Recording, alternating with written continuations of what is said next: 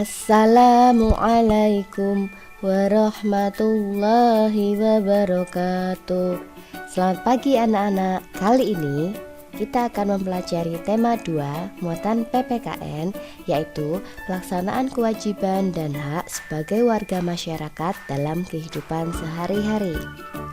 Adapun muatan imtak, yaitu surat Al-Isra ayat 26 hingga 27, yang artinya, dan berikanlah kepada keluarga-keluarga yang dekat akan haknya dan kepada orang miskin dan orang yang dalam perjalanan, dan janganlah kamu menghambur hartamu secara boros.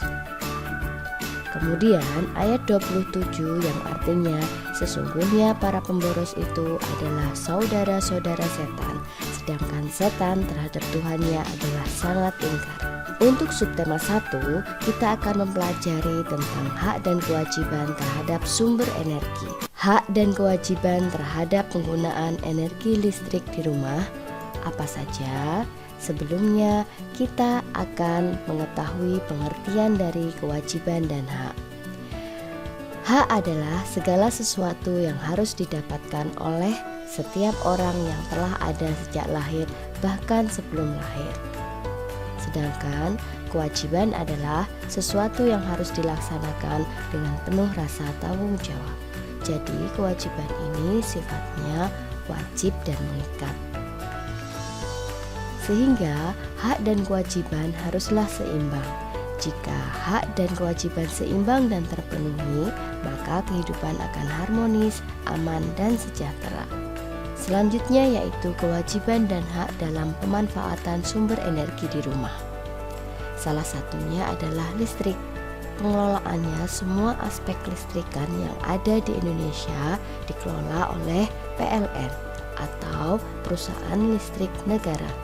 Hampir di setiap rumah semuanya menggunakan listrik.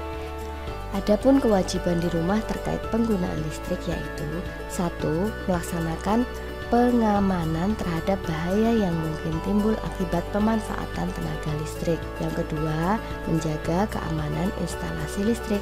Instalasi listrik yang baik adalah sesuai standar nasional yang telah dibuat oleh pemerintah. Yang ketiga, memanfaatkan tenaga listrik sesuai kebutuhan.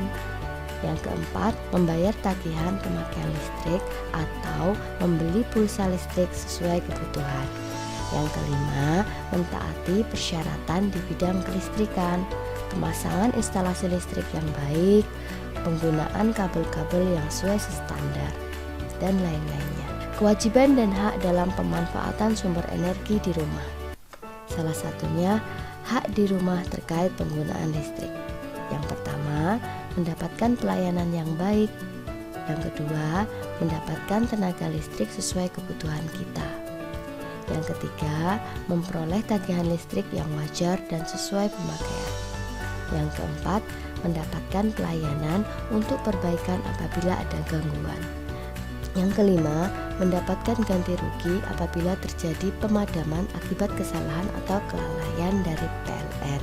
Jadi, melaksanakan kewajiban dalam menghemat listrik akan menyebabkan tagihan listrik akan ringan, kemudian hemat dalam pengeluaran.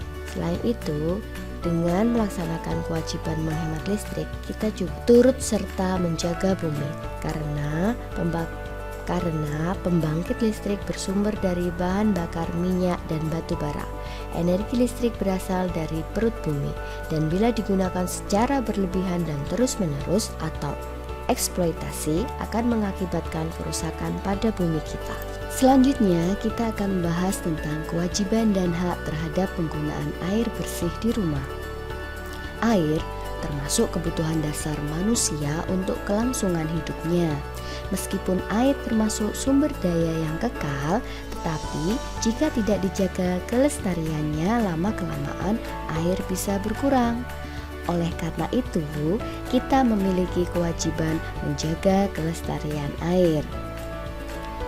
Adapun kewajiban menjaga kelestarian air yaitu tidak membuang sampah atau limbah ke selokan atau sungai, dengan membuang sampah ke selokan atau sungai akan mengotori air sungai atau selokan tersebut.